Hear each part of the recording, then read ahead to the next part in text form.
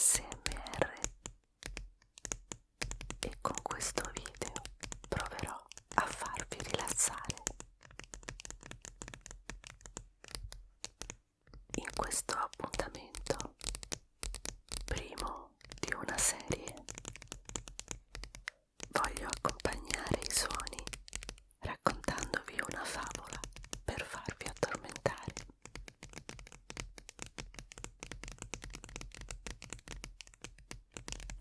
L'ho divisa in episodi e periodicamente proseguiremo nel racconto. Ho scelto il mago di Oz. Mettetevi comodi, sto per portarvi in un mondo fantastico. Dorothy viveva in una fattoria nelle grandi praterie del Kansas col suo cane Toto, lo zio Henry e la zia Ann. La casa era piccola, formata da un'unica stanza che faceva da cucina, soggiorno e camera da letto. Non c'erano né soffitte né cantine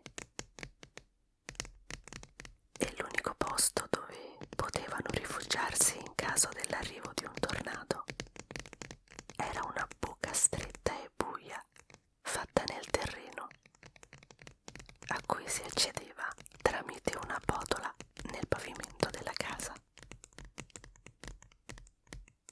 Quando Dorothy guardava fuori casa, poteva vedere solo la sterminata e piatta prateria, fatta di terra e sterpaglie. Non c'era un solo albero e anche l'erba non era verde, ma di colore quasi grigiastro. Non c'era nulla di gioioso in quel posto. Solo Toto e il suo cagnolino riusciva a portare in quel posto un po' di sorrisi grazie alle sue feste e ai suoi salti. Quel giorno zio Harry era seduto fuori dalla porta e guardava preoccupato il cielo più grigio del solito. Dorothy era lì vicino a lui, con Toto in braccio. Poco dopo il vento iniziò ad alzarsi e in un attimo l'aria diventò gelida. C'è un tornado in arrivo, gridò zio Henry. Vado a sistemare le bestie. E così corse al capanno, dove c'erano le mucche e i cavalli. Zia Em corse fuori casa a vedere. Svelta Dorothy, scendi nel rifugio, gridò alla bambina. Ma proprio in quel momento Toto le scappò dalle braccia e si nascose sotto il letto. Dorothy gli corse dietro, mentre zia Em corse alla botola sul pavimento. La aprì e vi si calò dentro. Finalmente Dorothy acchiappò Toto e fece per scendere nel rifugio. Ma la casa, colpita dalle raffiche di vento, iniziò a tremare. Dorothy perse l'equilibrio e si ritrovò seduta sul pavimento. A quel punto accadde qualcosa di straordinario. La casa iniziò a girare su se stessa e poi si alzò lentamente in aria, quasi fosse una mongolfiera. I venti del nord e del sud si erano incontrati proprio sopra la sua casa, creando quello che si chiama l'occhio del ciclone. La casa continuava a fluttuare dolcemente nell'aria.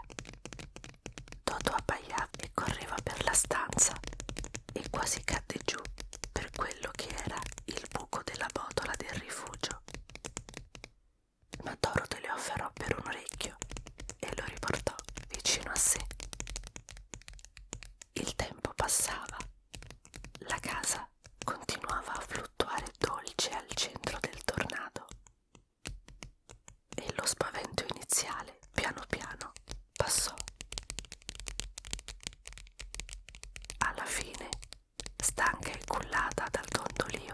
casa, la bambina si trascinò fino al suo lettino e si addormentò con Toto accanto. Dorothy fu svegliata da un colpo improvviso. Si mise a sedere sul lettino e si accorse che la casa non si muoveva più. Saltò giù dal letto e corse fuori. La casa era stata depositata con delicatezza dal tornado in mezzo a una campagna con fiori, prati e alberi verdi, come non aveva mai visto. Mentre contemplava quella meraviglia di paesaggio, si accorse che un gruppetto di persone vestite in modo alquanto bizzarro le stava venendo incontro. Erano 3 uomini e una donna di bassa statura, alti quasi come lei, vestiti con cappelli a cono da cui pendevano dei campanellini che tintinnavano ad ogni passo. Gli uomini erano vestiti tutti di blu, mentre la donna di un bianco candido. Tutti e 4 parlavano tra di loro sottovoce. L'anziana donna infine le si avvicinò facendo un inchino e con voce dolce ed emozionata disse: «Benvenuta, o nobile maga, nel paese dei Munchkin. Ti siamo infinitamente grati per aver ucciso la strega cattiva dell'Est e aver liberato questo popolo dalla schiavitù». Dorothy ascoltava senza capire e le rispose: «La ringrazio, gentile signora, ma deve esserci un errore. Io non ho ucciso nessuno». «Ma la tua casa sì», rispose la donna, indicando una parte dell'abitazione da cui sbucavano fuori dei piedi calzati da scarpette d'argento. Dorothy sobbalzò spaventata. «Povera me, la casa deve esserle caduta addosso, ma io non ne avevo colpa, è stato il tornado». «Non devi preoccuparti, anzi, te l'ho detto, era la strega cattiva dell'Est e tu ci hai fatto un grosso favore, liberandoci dalla sua schiavitù».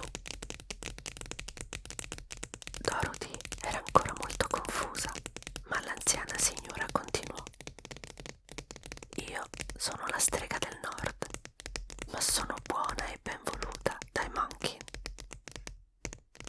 Purtroppo non sono mai stata potente come la strega dell'Est e non sono mai riuscita ad aiutarli con i miei poteri».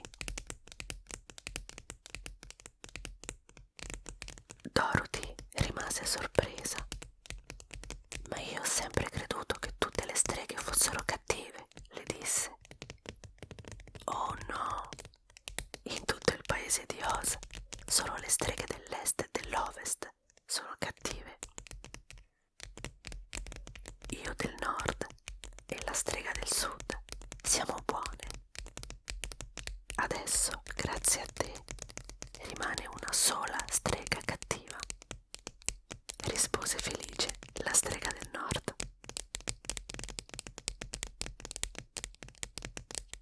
Dorothy rimase un attimo in silenzio. Poi uno dei 3 Munchkin gridò, indicando là dove spuntavano le gambe della strega cattiva dell'Ovest. La strega si era dissolta in una nuvola di fumo ed erano rimaste solo le sue scarpette d'argento. La strega del Nord si accovacciò a prendere le scarpette e le pose gentilmente in mano a Dorothy. «Ora queste scarpette sono tue», le disse. La bambina guardò meravigliata le scarpette e subito le indossò. Poi aggiunse quasi sottovoce: «Devo tornare a casa da zia Em e zio Henry».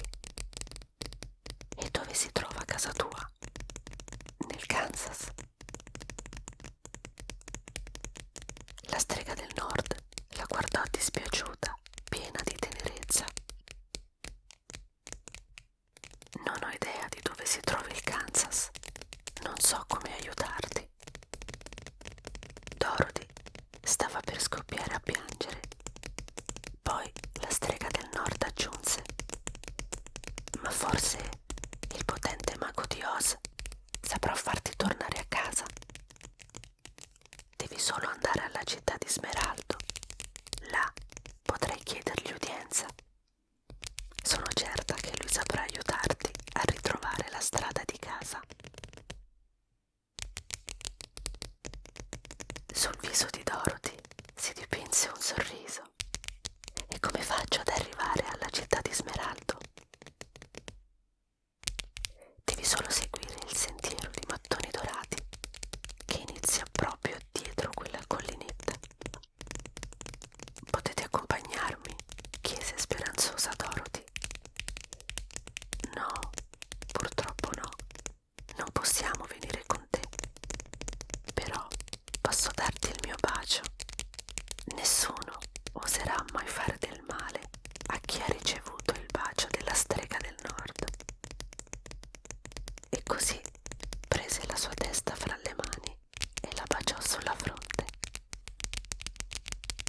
I tre monkey e la strega fecero un profondo inchino salutandola. Dorothy prese in braccio Toto e si incamminò verso il sentiero di mattoni dorati, con ai piedi le magiche scarpette argentate della strega dell'est.